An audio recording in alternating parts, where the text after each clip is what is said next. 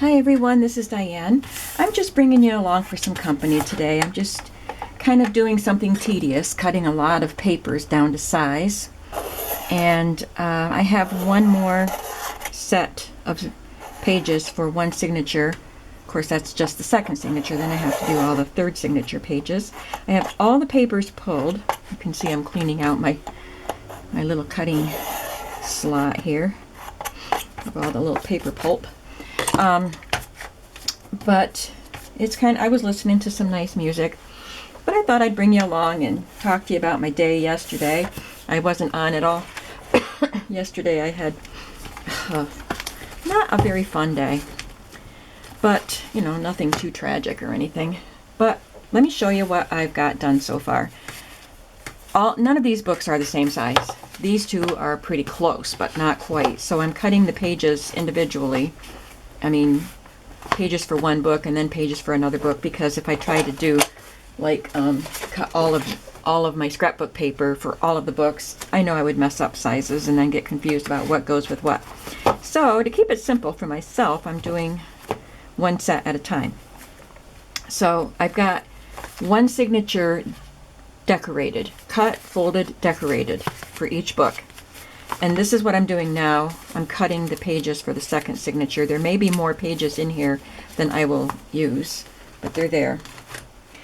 And I've gotten that done for 4 of the journals.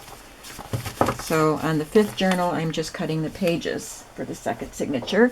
I wanted to show you that I did cut some chipboard for this. And I thought this paper, the colors matched really nicely, so I covered it with that. This book did not have the back cover. I mean, it did at one time, but I lost it. So I improvised. Let me show you what I used for that. I needed something really sturdy. This is a quite sturdy book.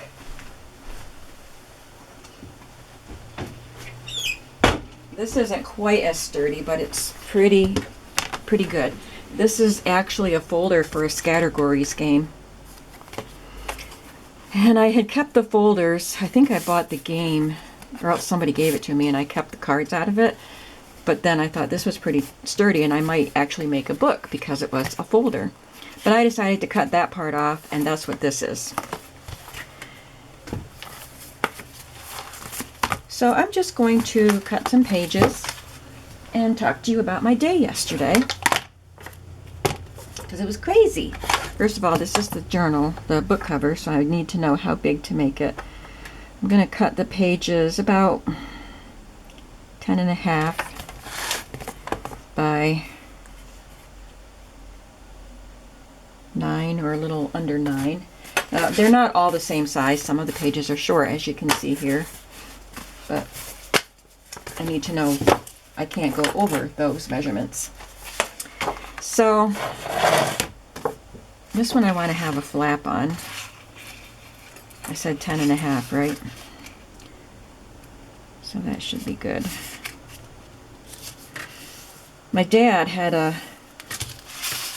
procedure at the hospital yesterday, and he was scheduled for 6:30 in the morning. He couldn't drive himself home afterwards because he was going to be sedated. So I took him. We were there at 6 o'clock so he could register and everything. So 6 a.m. we're at the hospital.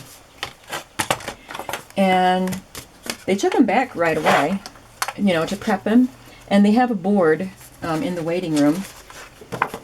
And he's assigned a number, and I can look at the board and see his status through that.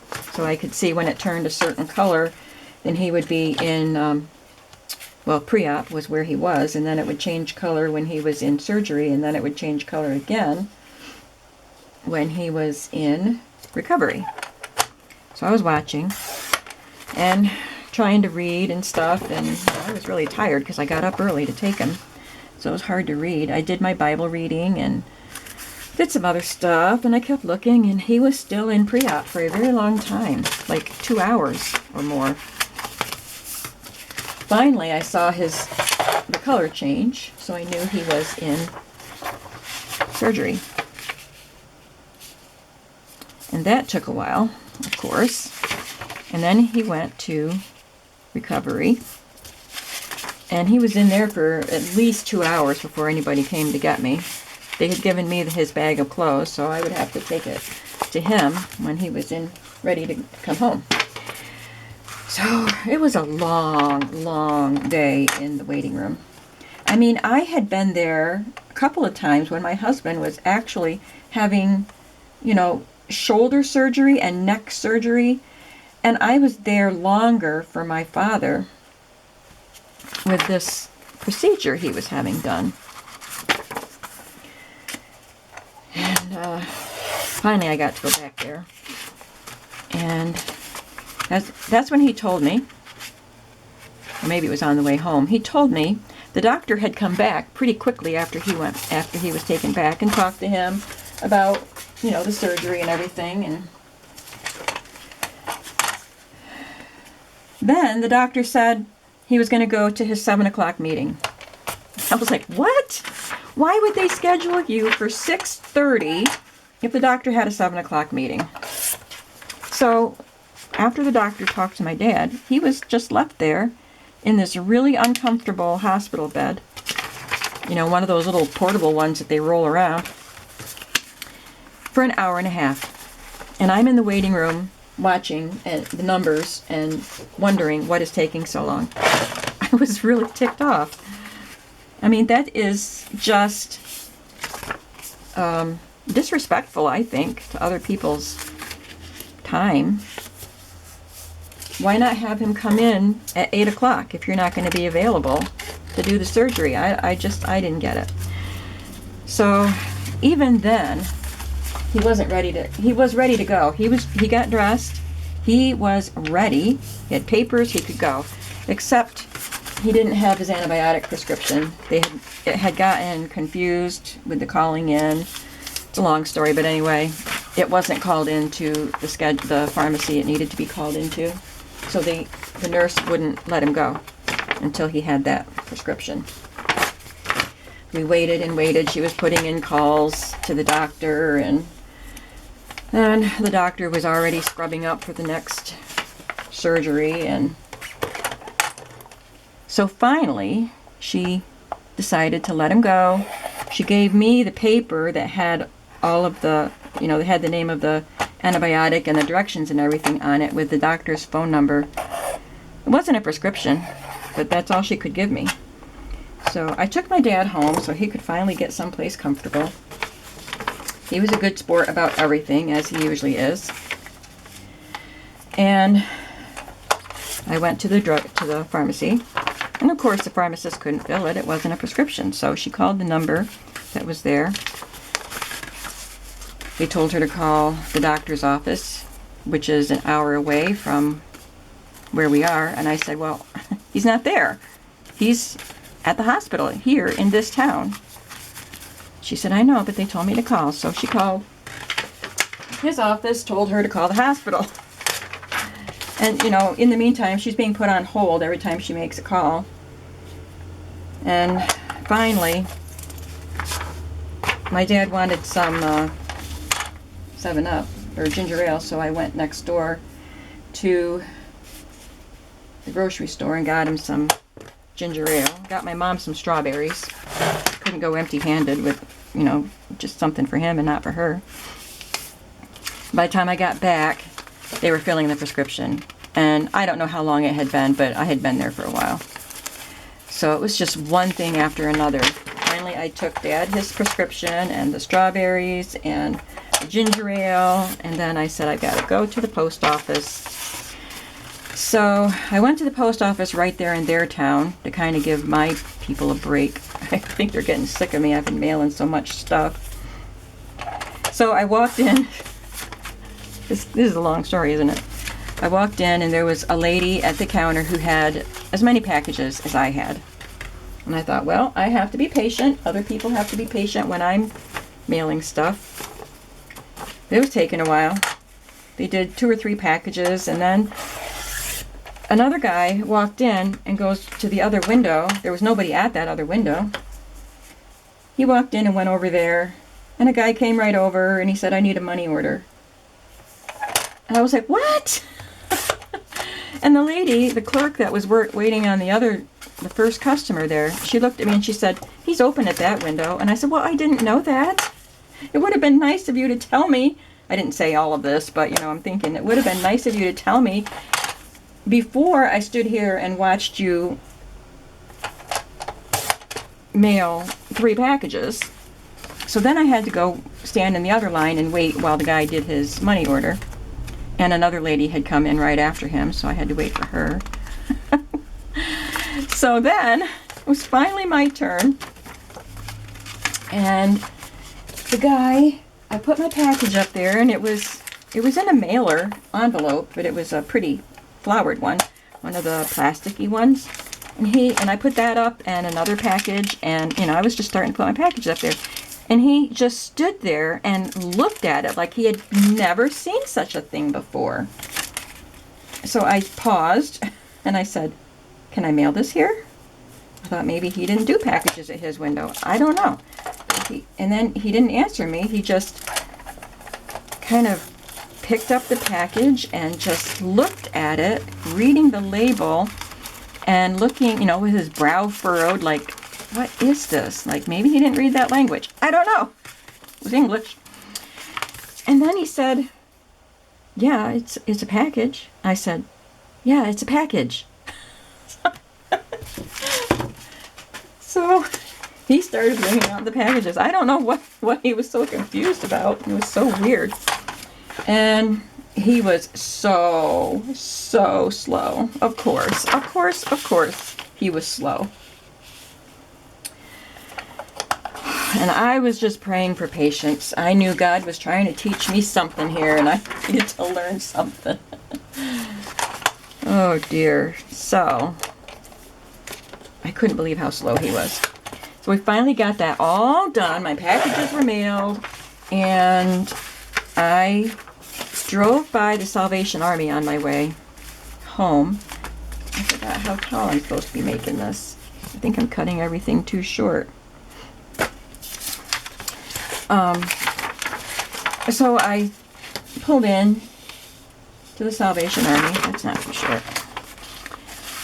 And I found just a couple things. I didn't want to spend too long there. I just wanted to run in and see if they had anything neat in the paper and book aisle. And let me just show you real quickly. I found this little book, Once Upon a Memory, but it's got some really pretty pictures in it.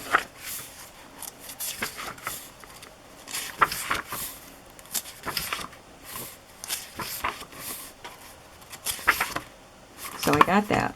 That was, I forgot, 49 cents. This one was, I tried to take the sticker off. I think it was 29 or 49.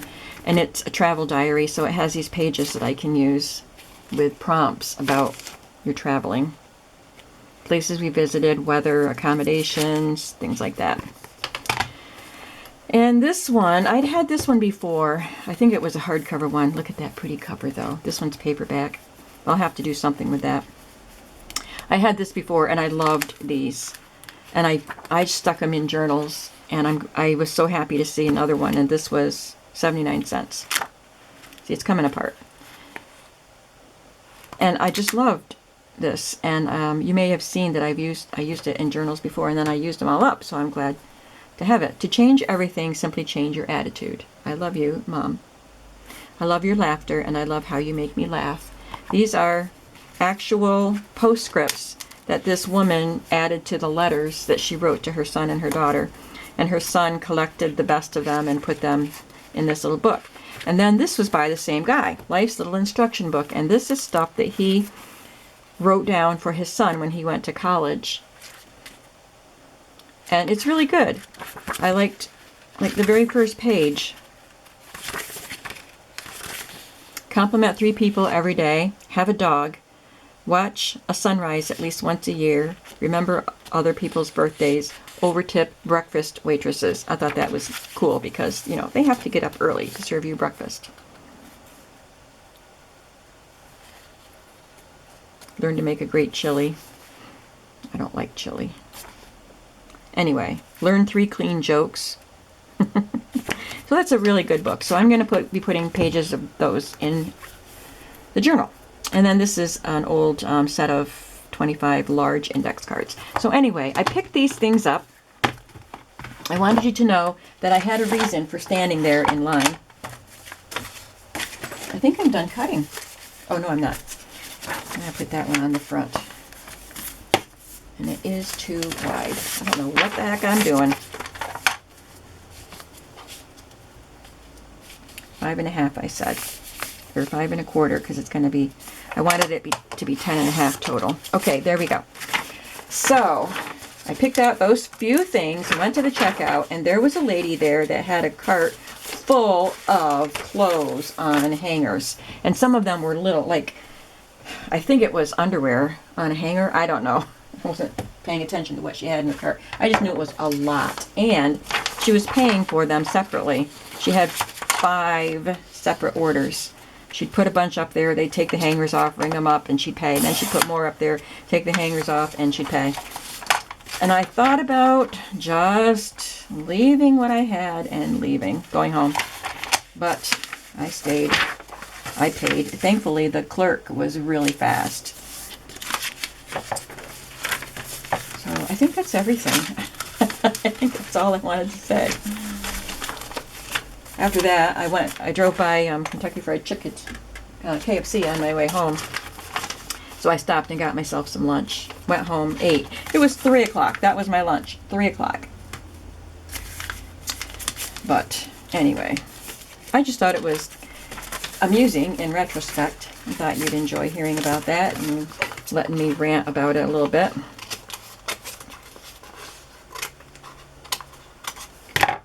I don't need to do this right now. I'm not supposed to be prepping pages. I'm just supposed to be cutting them.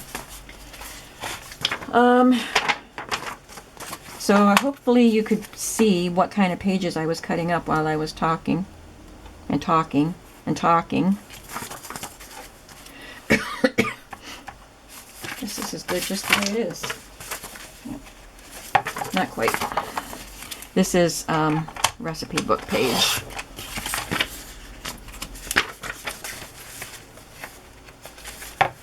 We're almost done cutting for this signature.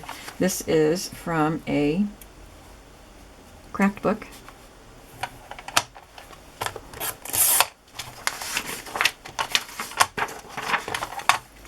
I don't mind. I don't want you to think I didn't want to do that for my dad. I don't mind. I'm glad I was there to help my dad. I just it was irritating at how long they made us wait. No, I'm really glad that I have my parents. And they are in relatively good health. They're 83.